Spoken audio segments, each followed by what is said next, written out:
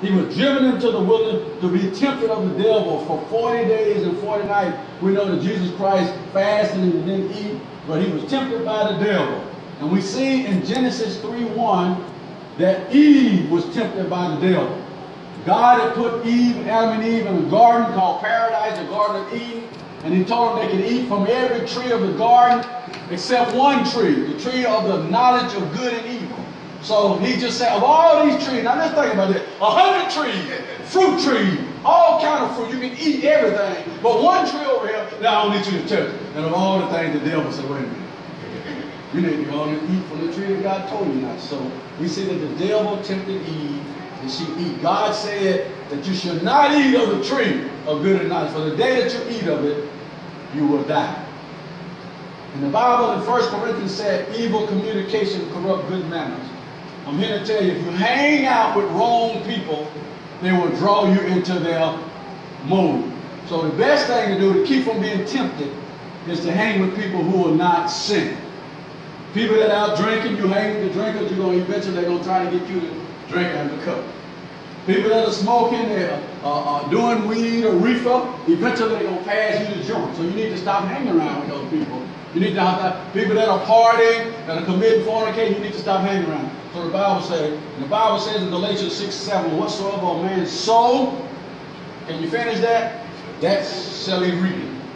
So if you sow bad seeds, you're going to get some bad seed back. You sow good seed, you're going to get some good seed back. I shared this with you. My sister retired. She was an educator. She was a counselor for high school, middle school. She had been, I guess, working 38 years. And she had, through years, sowed seeds with students and sowed seeds with teachers.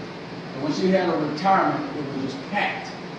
Everybody was packed. Everybody got up and talked about how she cared about the students. How when the school said, we don't have the money to support that, she said, that's okay, I'll pay for that. You know what I'm talking about? People that had to care. And she told me, she said, because y'all know she called me Bubba, that's my name. Bubba. All these people here are because of the seeds that I sowed. I praise the Lord for that. So we need to sow seed. I tell husband and wife all the time, if you want love, you need to sow love. If you want somebody to treat you right, you need to treat them right. That's the golden rule. Everybody know the golden rule? Do unto others as you would have them do. Amen? So if you want friends, the Bible says you must show yourself friendly. I ain't got nobody to speak to me. Well, did you speak to anybody yourself? Well, nobody came to visit me. Well, do you go visit people? Nobody took me out to lunch. Have you taken anybody out to lunch? So you need to sow some seeds, amen? You sow some seeds, and by the way, they will return. Matter of fact, I probably shouldn't tell you this, but Ben, we've been working with him for a long time, and I've been helping him out and this and that. One day he called me. Pray for me. I don't know where he is today. And he said, I want to take you out and treat you. I said, Ben, you don't have to do that. He said, but I want to. And he took me and my wife out to a Chinese restaurant or Japanese and paid the bill. So, and that was because we had sowed some seeds. Amen? Sowed some seeds of righteousness. God came to Adam after the temptation. And he said, Adam, who told you that you were naked? You know, Adam didn't even know he was naked. They ate from the tree. That the devil tempted him and Eve. Who told you that you were naked? Now, you have to understand God. God already knew who told him, but God was just questioning Adam. And Adam said, the woman. You know, we don't never want to take responsibility for that. When we fall into temptation, you know what the first thing we do? Blame another person. Well, I wouldn't have failed if you hadn't brought me out here. Wait a minute. Didn't nobody make you do that. Well, I wouldn't have failed if they hadn't did this. Adam blamed Eve. So he went to Eve. He said, Eve. She blamed the serpent. You know what I mean? Now, how you going to blame a snake for falling? She blamed the serpent. We live in a culture that like to shift the blame. Rather than accept the blame, we blame everybody else. James cleared this up. He's going to clear this up in our scripture. When he said, when the man is tempted, he is drawn away of his own lust. Don't blame nobody else. Don't say, well, you know, she shouldn't have had on that short dress. No, you shouldn't have been looking. Don't blame nobody else. Well, you know, they shouldn't have left me here by myself. No, you should have got out of the place. Don't blame nobody else. You fell into sin. Temptation because you wanted to. Amen? Temptation. We need to be careful. James don't clear this bad theology. We blame everybody. James was just writing to these 12 tribes in the 12 Jewish tribes in Asia Minor. They were scattered abroad. He was saying that trials gonna come. Now he was talking about outside trials. Outside trials come, but they are to mature you. He said, count it all joy when you fall in the dire of temptation. I'll just go ahead and tell y'all this. I don't want to tell my business, but I tell it to you. I got the word that we're shutting down TV at Howard. I said, y'all shut down TV at Howard? Why? We just don't want to fund anymore. So there comes a outside trial. You know what I'm supposed to do? Count it all joy. I don't know what God gonna do. I'm like, boy, I don't know what God gonna do in my life. I don't know where God gonna send me. I don't know what I'm gonna do next. But I know that in that particular phase of my life, chapter of my life, I let God use my life. Amen? So when God closed one door, get ready for the next door. Amen? It may be a trial. It may be a temptation. It may be something that's coming your way, but always count it joy. Now that's the temptation that James was trying to get on. But I want to be clear about this temptation that's come from the inside. The temptation come from the inside has to do with our selfish, evil desires. And he's going to talk about that temptation. So let me give you 3 points today about temptation 101. The first point is the origin of temptation, number 1. The Bible in Luke 22:31 says, Satan, Jesus told Peter, Satan desires to sift you as wheat. Satan don't like you, Peter. Satan don't want you to be used of God. Anybody know Peter? Peter was that rambunctious Christian. Peter was the one that always spoke up, talked real quick. Jesus said, who do men say I am? Peter said, well, some say Elijah, some say Jeremiah. Jesus said, who do you say I am? Peter said, thou art the Christ, the Son of the living God. He was always a spokesperson. Peter was the one that said, all men forsake me, won't me. He was always like that. So Satan knew that Peter was going to be the one on the day of Pentecost that get up and preach and 3,000 people got saved. So the Bible says Satan wanted to sift Peter. He wanted to sift Peter as wheat. But Jesus said, but I pray for you. When you're converted, strengthen your brother. He would say, when you fail down in this mischief, get up and strengthen your brother. So we see that temptation comes from the devil. The devil is always out to make you fall. The devil tempts you. The devil put a thorn in Paul's flesh. He said, the messenger of Satan to buffet me, to cause me, harass me. God has no part in temptation. God's holiness is pureness.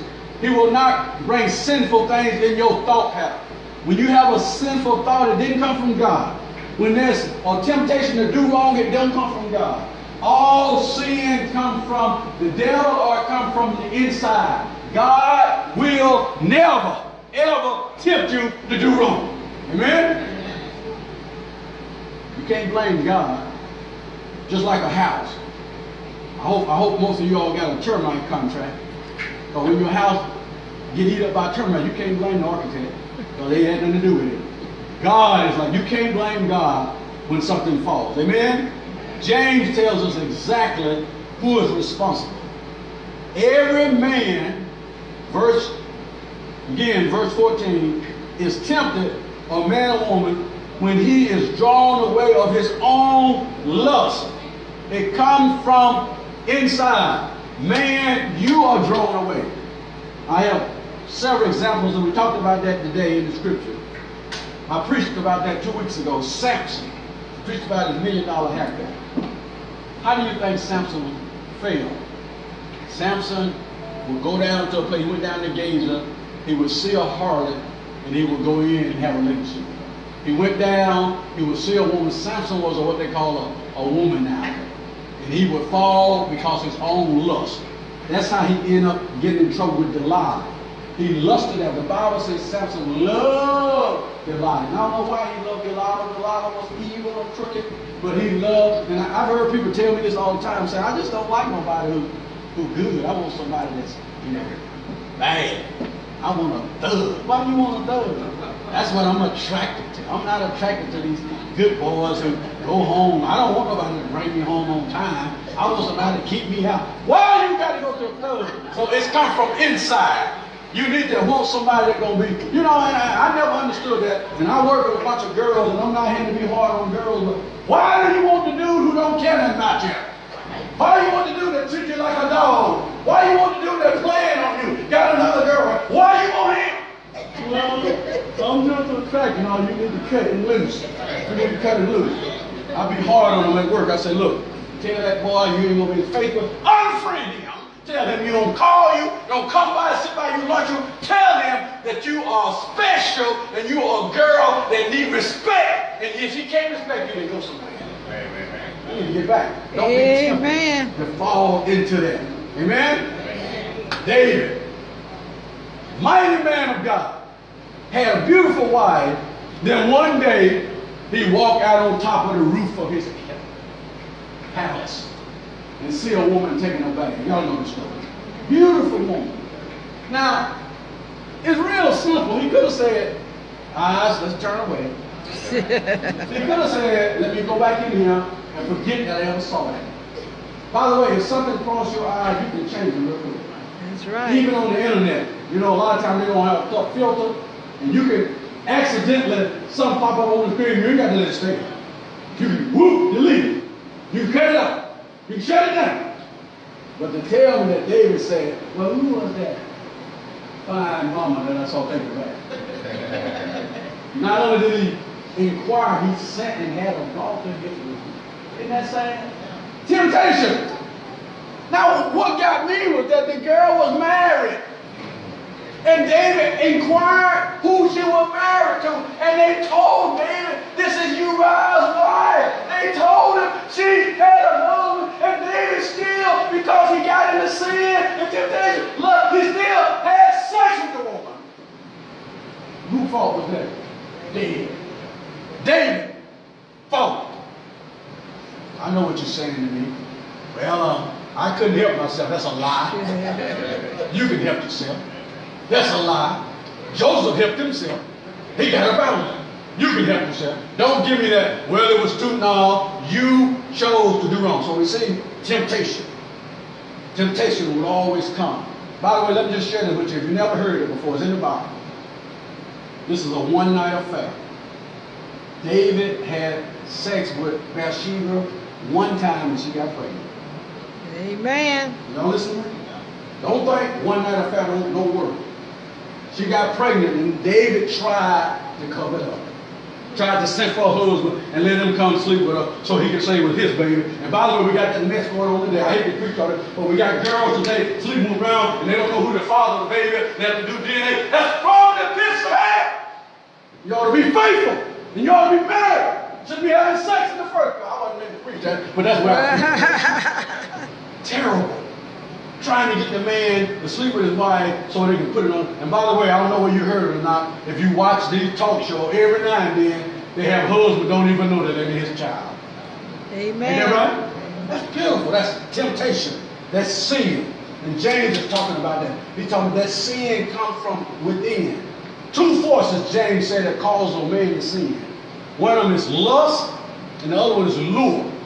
Lure is what you do when you plant bait or you plant a seed to get somebody to fall in a trap. When a fisherman go to fish, he take a hook and he put some worms on there, but he hide the hook. Or he hide the hook and he throw it into the water. And the fish sees that desire for a worm in the water. And he grabbed that worm, not knowing there's a hook inside, and he got hooked up. That's the way the devil would do. He set a trap. It's just like a rat trap. Y'all know a rat trap yet. I know y'all ain't like y'all know a rat trap yet, but you put a little cheese on the little contraption, then you fold it back and lock it. Are y'all listening to me? And that rat is enticed or tempted to nibble on that cheese. Not knowing that as soon as he hit that twitch, his neck when we talk. That's temptation. That's what the devil do.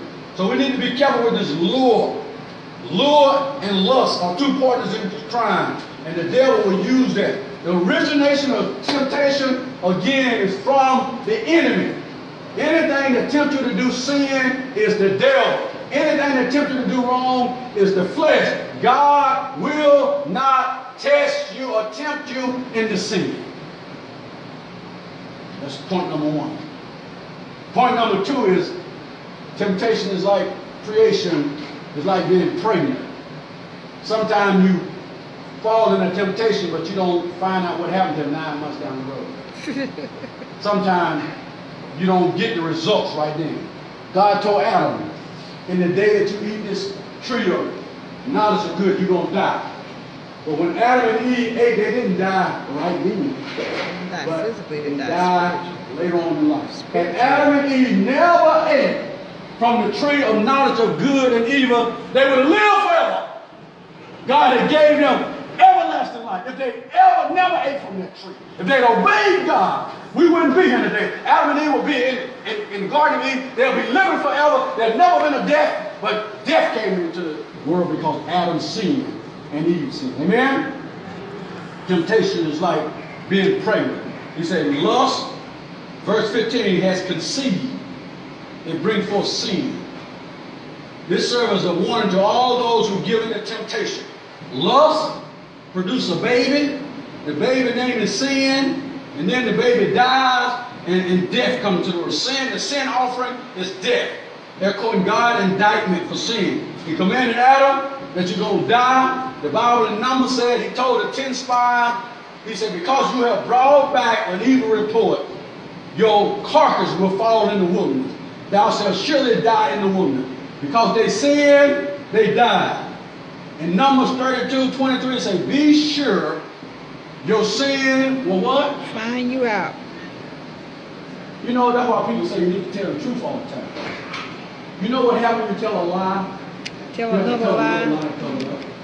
See, when you tell a lie, people begin to ask you questions. That's why when they do what they call an interrogation with the police department, and by the way, did y'all see this on the internet? I hate to say it.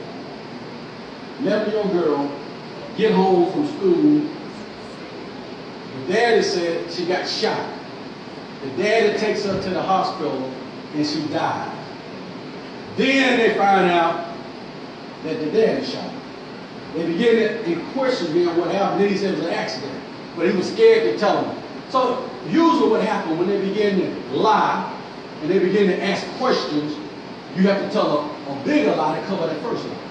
And then you have to tell another lie to cover that second lie. And so what happens here, you begin to get so many lies. That's how come these judges, I know y'all watch all these cases, Judge Mathis and Judge Judy, that's why they ask you a whole bunch of questions.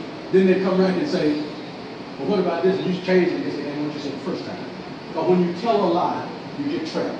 That's why the Bible says, don't sin. Tell the truth. If you tell the truth, you'll always remember the truth will always stand up. David, when he sinned, a lot of people have a problem with this. God said to David, I'm going to let you live, but the child that Bathsheba is carrying, I'm going to kill it. You say, but was that right for God? Well, let me help you out. Children go to heaven when they die. I can't explain to you why God allowed the child to die, but it was because of David's sin. And because David sinned, that first child, that first boy that Bathsheba had died. Matter of fact, David fasted and prayed and asked God, hoping that God would change his mind. And God would not change his mind. And all his servants came to David, and they were scared because he wouldn't eat and went in fast. And then they were scared to tell him that the child had died. And so they were walking around saying, don't tell him because we don't know what he's going to do. He may go off deep end. And David perceived that the child was dead. So David said, they're not talking to me. And David washed himself, cleaned himself, went and put on some clothes and went to the house of the Lord. And they were dumbfounded. They said, wait a minute. All that time the child was sick, you went eat. Now the child dead, you didn't eat. David said, let me explain it to you. As long as it was blood in his vein, I had to change it. As long as the child was living, I was still fasting and praying. But as soon as the child was dead, well, now I go about it. I can't bring the child back. He said, but one thing I do know, that I can go to the child. In other words, one day when I get to heaven, I'll be able to see that child. Amen?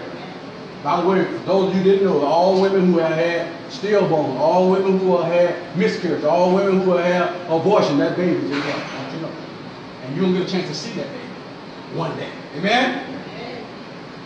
1 Kings 2:44, there was a man named Shimei. When David got run out of the kingdom by his son Absalom, as David was running barefooted, he had his head covered. There was a man from the house of Saul who came out named Shimei.